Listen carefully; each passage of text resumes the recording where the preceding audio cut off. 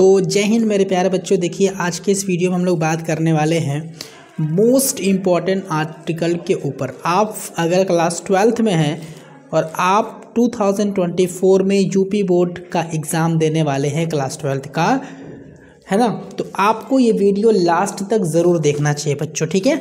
तो इस वीडियो में हम लोग बात करेंगे आतंकवाद के ऊपर। जो आर्टिकल लिखने के लिए आता है, जो लेख लिखने के लिए आता है, उसके ऊपर, ठीक है। 10 नंबर का आपके पेपर में पूछा जाता है और मैं आपको कुल मिलाकर के 4 आर्टिकल कराऊंगा और इसमें से ही कोई ना कोई आर्टिकल ज़रूर आएगा, ठीक है। 3 आर्टिकल्स आपके पास आएंगे और उसमें से कोई ना कोई फंसना ज़रूर है बच्चों, ठीक है। जो भी आर्टिकल आपको देगा वो उसमें आपको 100 से 150 वर्ड्स में आपको आर्टिकल लिखना है बच्चों, ठीक है ना। तो हम लोग स्टार्ट करते हैं टेररिज्म के ऊपर आर्टिकल यानी कि लेख कैसे लिखना है बच्चों, ठीक है।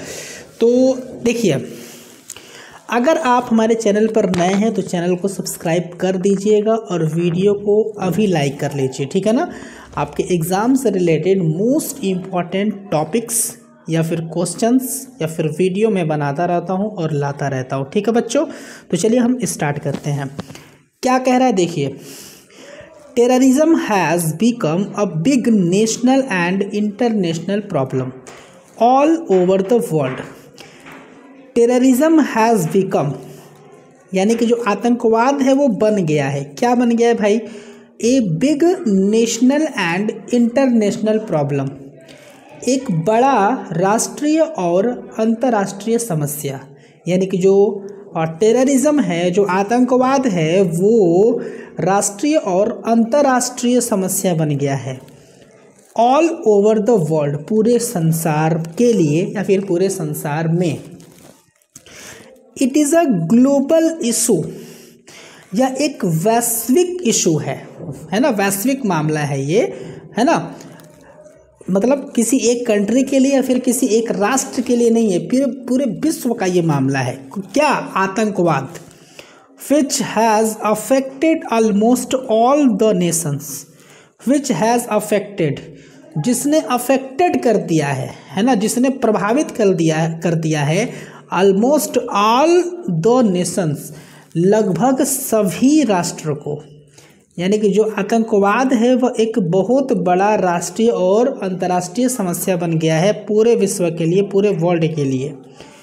यह एक वैश्विक इशू है, एक वैश्विक समस्या है जो अफेक्ट कर रहा है लगभग सभी राष्ट्र को। Terrorism is a very real threat, terrorism is a very real threat, यानी कि जो आतंकवाद है वो बहुत वास्तविक धमकी है ना। यानी कि आतंकवाद एक तरह की धमकी है जो सच में दी जाती है।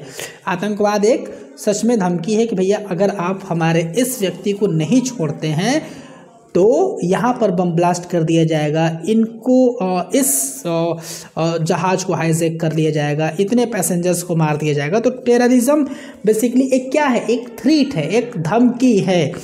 दैट की इंडिया फेसेस, जो भारत फेस कर रहा है।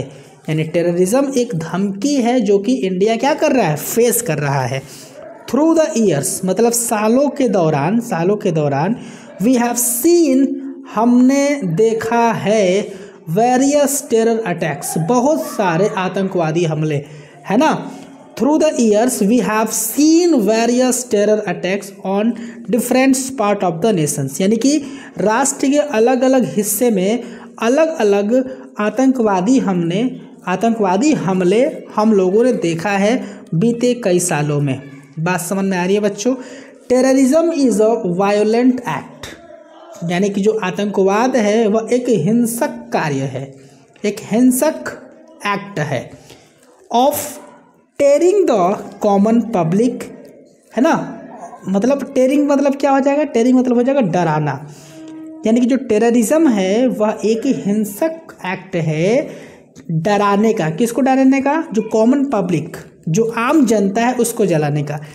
एनी टाइम मतलब किसी भी समय, इन द डे और नाइट, दिन में या फिर रात में। यानी कि जो टेररिज्म है वह एक हिंसक एक्ट है, ठीक है। किस चीज़ का हिंसक एक्ट है? तो डराने का। किसको? कॉमन पब्लिक को, किसी भी समय, दिन में या फिर रात में। India faces terrorism of 2 types. India जो है वो आतंकवाद के 2 तरह से फेस कर रहा है, यानी कि 2 तरह के आतंकवाद से इंडिया फेस कर रहा है। India faces terrorism of 2 types. India जो है वो फेस कर रहा है टेररिज्म को 2 तरह से, international and external. Internal and external, यानी कि अंदर और बाहर। एक होता है ना कि घर के अंदर भी घर का भेदी लंका ढाए, यानी कि घर के अंदर भी, देश के अंदर भी कुछ गद्दार हैं जो गद्दारी कर रहे हैं, और बाहर तो जो लोग गद्दारी कर रहे हैं वो तो गद्दारी ही कर रहे हैं। खैर, दूसरों से क्या शिकायत करना। तो जो टेररिज्म है वो अंदर भी टेररिज्म है। अंदर के लोग हैं जो यहाँ पे विस्फोट कर देते हैं, उधर विस्फोट कर देते हैं, उनको धमका देते हैं, है ना। और कुछ बाहर एक तरह का टेररिज्म है। It is said that terrorism knows no religion. It is said, यह कहा गया है, दैट की टेररिज्म नोज नो रिलीजन, कि जो टेररिज्म है, जो आतंकवाद है, वो कोई धर्म नहीं जानता है ना। कोई भी टेररिज्म का, आतंकवाद का धर्म से कोई लेना देना नहीं है। दिस इज़ द वायोलेंस, यह क्या है? यह एक हिंसा है। That is almost on people, that is imposed. Impose मतलब थोपना। दैट इज़ इम्पोज्ड, जो थोपा जाता है, ऑन पीपल मतलब लोगों पर, दैट अनफॉर्चुनेटली गेट कॉट, जो दुर्भाग्यपूर्ण पकड़ में आ जाते हैं, इन हाइनस, है ना, इन हाइनस अटैक, इस घिनौने अटैक में। समझिए आप बात को। दिस इज़ द वायोलेंस, यह एक हिंसा है, दैट जो इज़ इम्पोज्ड, जो थोपा गया है, ऑन पीपल मतलब लोगों पर, दैट जो अनफॉर्चुनेटली दुर्भाग्यपूर्ण से, गेट कॉट पकड़े जाते हैं, इन हाइनस अटैक, इस तरह के घिनौने अटैक में। क्या मतलब हुआ इसका? ठीक है ना, यानी कि जो आतंकवाद है यह एक वायोलेंस है, ठीक है, जो कि लोगों पर थोपे जाते हैं, ज़बरदस्ती लोगों को इस तरह से उनको अपने अंडर में ला करके, उनके फैमिलीज़ को अपने अंडर में ले करके, उनके पीठ पर बम लाद दिए जाते हैं और कहा जाता है कि आप इस जगह पर जाइए, और फिर उसके बाद जो ऑटोमेटिक जो रिपोर्ट होता है उससे दबा दिया जाता है, और वो बंदा जो है वो ब्लास्ट हो जाता है, और उसके आसपास जितनी भी पब्लिक होती है वो लोग मारे जाते हैं, ठीक है। तो जो आतंकवाद है यह एक तरह का हिंसा है, एक वायलेंस है, जो लोगों पर थोपा जाता है, और जो बेचारे, जो लोग दोषी भी नहीं होते हैं, जिनके ऊपर थोका जाता है, वो दुर्भाग्यपूर्ण पकड़े जाते हैं इस तरह के घिनौने कार्य में, इस तरह के घिनौने अटैक्स में। Some of the examples of terrorism. Terrorism के कुछ एग्जाम्पल्स हैं हमारे पास। और बॉम्बिंग ऑफ यूएस एम्बेसी, जो यूनाइटेड स्टेट्स एम्बेसी है, यानी कि दूतावास है, उस पर बॉम्बिंग करना भी एक तरह का एग्जाम्पल है आतंकवाद का।